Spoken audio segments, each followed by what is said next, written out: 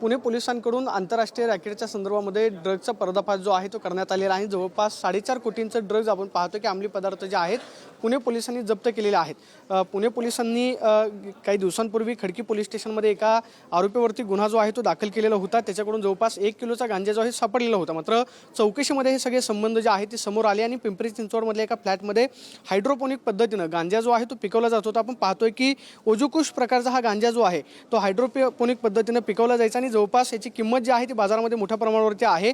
मात्र मुंबई असेल त्याचबरोबर गोवा या वेगवेगळ्या ठिकाणी पोलिसांकडून हे रॅकेट जे आहे त्याचा आपण पाहतोय की संबंध जो आहे तो समोर आल्यानंतर धाड घातल्याने त्यानंतर हा सगळा मुद्देमाल जो आहे तो जप्त करण्यात आलेला आहे।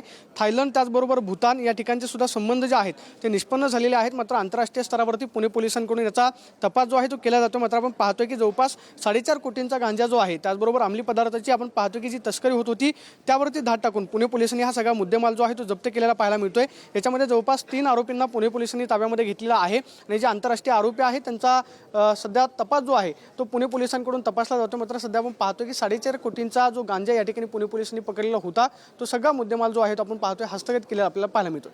Camera person Rohit Sonavi, Pradeep Kapse, TV9 Marathi, Pune.